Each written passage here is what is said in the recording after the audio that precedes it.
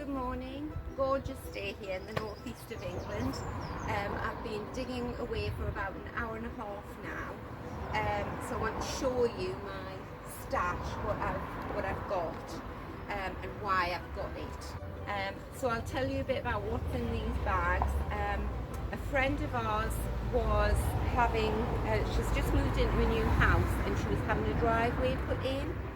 So she had this beautiful garden at the front, didn't know what was in it, but I did. So before the builders come and just chuck everything in the skip, I asked her if I could have the plants and she said, help yourself. So it's mainly, I've got a big chunk here of alstroemeria, and I dug this out the garden, well, like I say, over the last hour and a half. I have got a lot of soil with it. It's lovely soil in our garden, but I've got all the roots. I've taken a big chunk and tried not to damage the roots. In all the other bags, I'll show you, I have got, it's a candy pink phlox. So these are the clumps that I've taken out. And because I've taken out clumps that big, this plant will never know that it's been transplanted. So I've got that. I've got this plant, which I don't even know what that is, but I know what would happen if I left him behind. So he's coming. And then I've got much bigger patches of the phlox as well. But again, with that lovely root ball, and I think this is forget-me-not. So if you've got a new garden to fill up and no budget whatsoever, my tip to you would be, don't be shy, be polite. But if you see anybody in your neighbourhood, you know how when they do drives, the builders put a sign up and they'll say drive being fitted by so and so, just knock on the door and say, you know, what are you doing with the plants in the garden? And they'll probably say, help yourself, as long as they don't have to dig it out, you know. So I'm up against the clock today because I've got to be somewhere in a couple of hours time. So my biggest tip would be, if you haven't got time to put these straight into your garden, put them in a black sack and put them somewhere really shady, out of the sun, so not like this. Or, you know, if you haven't got so much, you could put that whole plant into a tub of, a bucket of water, and then do it over the next few days.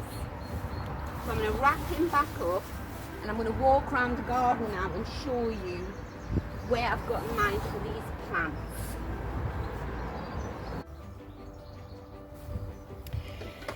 So as you can see, my borders are really full, but I love phlox, I love alstroemeria, I can't bear a plant to be thrown away. So I know for a fact that this tub of daffodils here, that there's nothing below that, so that's a good place. I'm going to put a clump there. Phlox does like, you see, I've already got phlox in my garden. It does like to be in a sunny spot, which is quite problematic in my garden in that I've got so many trees. So once that canopy comes out, my garden's really quite dappled shade. But anyway, like I say, we know it's fate. If I hadn't taken it, I can see, so we are at the end of April here. And this bit of the garden here, this whole area here, was overgrown with goldenrod last year, and crocosmia, which hated it here, stopped flowering. So I dug the whole lot out and redid this border last year. So as you can see, there's lots of little labels there to remind me what I've planted. So I can see a patch there, and I can see patch there, and the main tip I would give is just get them in your soil, get these plants into your soil as fast as possible and give them a good water. I mean, it's 11 o'clock in the morning. You can see how shady it is here under this lilac tree. I don't think phlox going to work very well there. Over here, I've already got a huge patch of phlox there, but round here, I can see a gap between the delphinium and the crocosmia in the corner. There's a gap there, and I love gaps. I'm always looking for more soil to plant things. This little border here was actually a paved pathway, and it ran, just a concrete path, and it ran from the front of the house there, from the steps, all the way around here and along to there. And it's one of the sunniest borders I've got. So this is, let me think, this is westward facing, but it also gets a southerly aspect from there as well. So we dug out the back garden and planted a huge pond. So we brought all the earth round and piled it up on top of the concrete path. And this border actually works really well like that. It's on an incline, so the water does drain away. But yeah, I didn't even dig the concrete path up. It's probably down about, I don't know, 1.5 feet, 2 foot. But I grow all sorts in here, and if I put something in and it doesn't like it, it doesn't grow, I just move it. Right, so this here is a daisy, a big white daisy, and that is a big red crocosmia. So this space in the middle has nothing, so a pink phlox or alstroemeria would look lovely there. This is yellow loosestrife, and in that corner I'm going to plant a climbing rose and a passion flower up that trellis. We'll just put that up to hide the rather hideous join between a 100-year-old brick house, and then I think it was built in the 80s, that extension.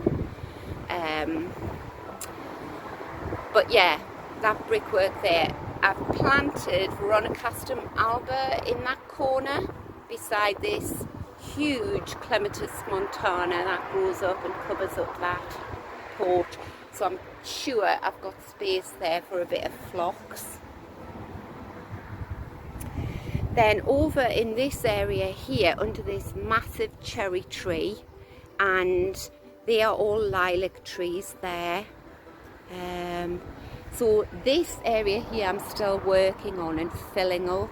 It's very woodlandy, but from the conservatory in the house I want to be able to see lots of colour. So that huge spiky, well, dead stem there, that's a huge Rebecca, massive, big yellow daisy on. I've got all sorts in there, so I'm bound to find a patch of earth in there to put some alstroemeria in.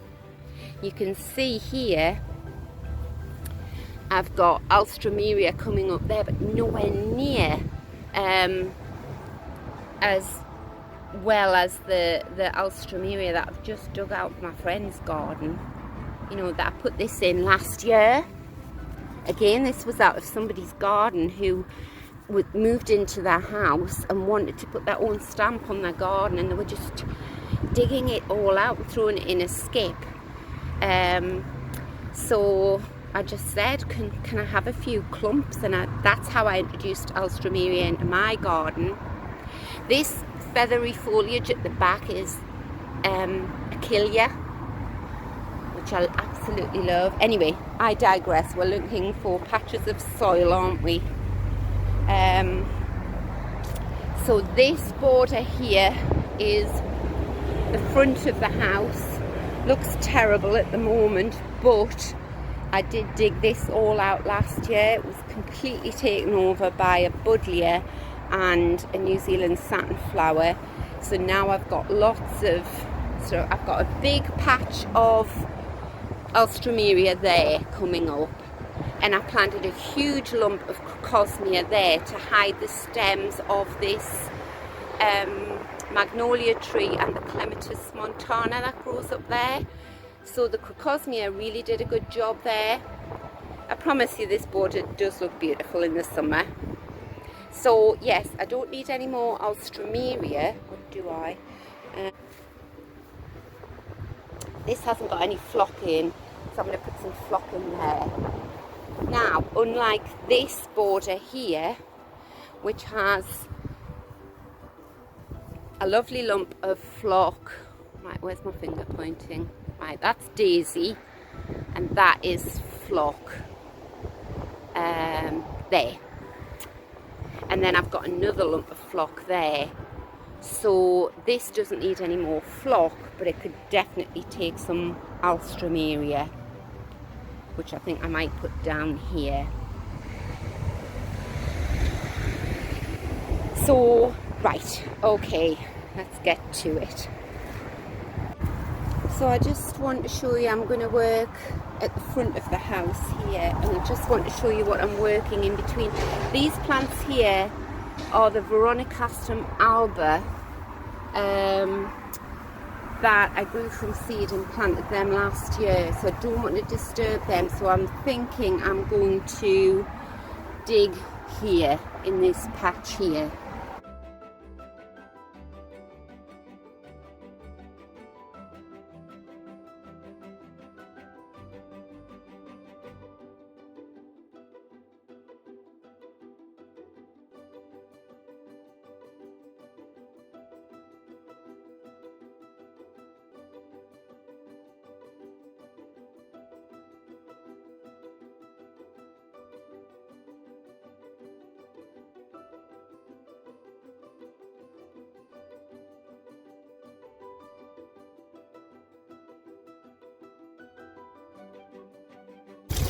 Give that plant a good watering can full of water.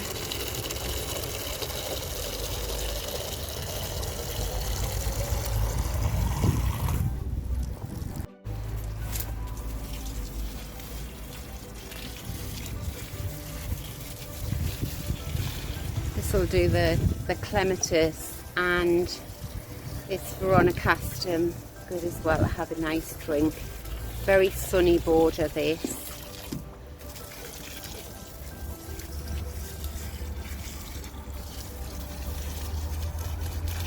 And then you can just really forget about him for probably a week, unless it rains, then he'll be perfectly fine. But maybe in a week's time give him another water and then he'll be fine, because he's got that huge root clump. Now I've just noticed when I moved the sack that he was in, you see I've got a big daisy here, but I've got a clump of soil there, and then that there is crocosmia. So these are all very tall, sun-loving plants. This is Linaria, purple. So I'm going to dig this bit and I'm going to put some alstroemeria in there. So this is the one lump of alstroemeria. Don't know what colour it is, but this is what I brought with me. So I'm going to chop this in two. I think that's just a poppy at the front there. Right, there's so all you do is, I want you to see that okay, put your spade in the middle. It's brutal, I know, but they'll be absolutely fine this time of year because you're doing this in spring, so all the plants want to grow. If they were going into dormancy in the winter, you would be in danger of losing it, putting it into cold soil, but these are going to be fine.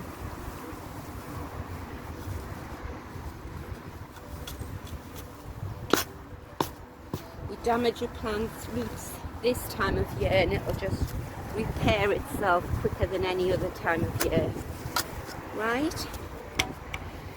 So that is the lovely plant, piece of alstroemeria that I've got. So if I went to a garden centre and wanted a pot of alstroemeria that big, I would be paying a lot of money for it.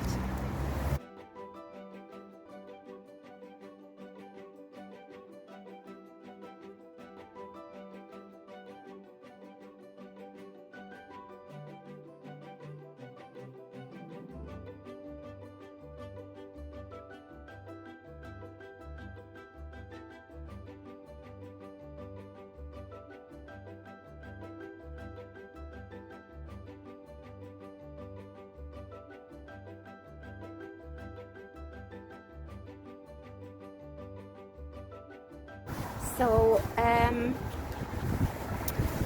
in this area here, I have no hands free. This area here, I think I'm going to plant some verbascum, which I actually grew from seed. I'll show you what verbascum looks like. So that's my verbascum, and I like to plant little plants in groups of 3 or 5. All right, just noticed something. So this is the beauty of leaving your deadheading until spring, because I think this is echinacea, this stick, and if you look down right at the bottom, that is the new plant coming up. So I can remember this plant now. So what I'm going to do is I'm going to plant the verbascum in this gap here. So I think one there and one there and then one there, so a little line of them. Is that artistic enough? We'll see. I've got lots of them, so I want to fit them in there.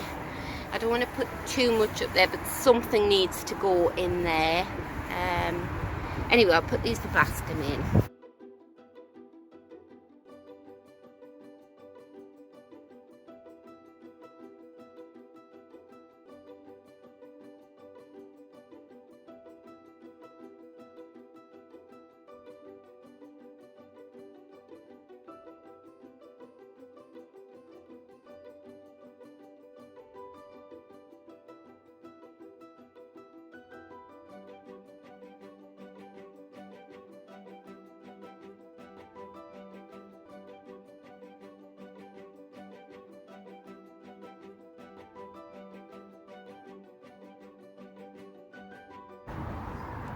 So I've decided in this patch here, so that is white daisy, that's red Crocosnia lucifer.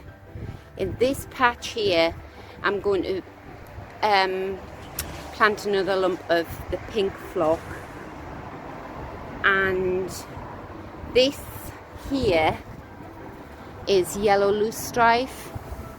So in this piece here where there's old wood, I'm going to dig that out, and I think I'm going to put some more of the Linaria there. I might.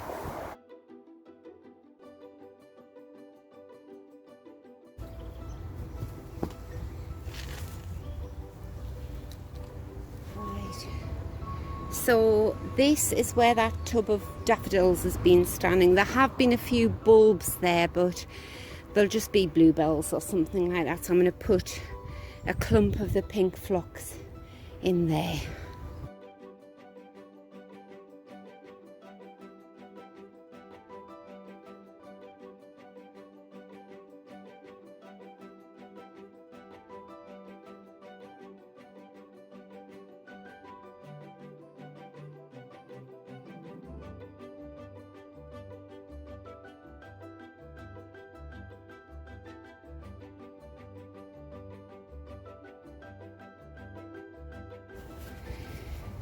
So that's it. I'm going to put 1 or 2 more pieces, I think maybe 2 more pieces in my garden, and then I'm just going to put some in my daughter's garden and my sister's garden and just share the joy around. So I hope you've enjoyed the video. Thank you so much for visiting the channel, really appreciate it, and I hope it's given you some ideas. Don't be shy. Gardeners are in general very nice, generous people who want to share their gardens with you. Spring is a good time to get chatting to your neighbours if you see them and they're splitting plants and that. They'll be like me, they'd rather give them away than put them in the compost bin if they've got too many. So just say, you know, that's a gorgeous plant, and they'll usually say, would you like a piece? So give it a go. Bye.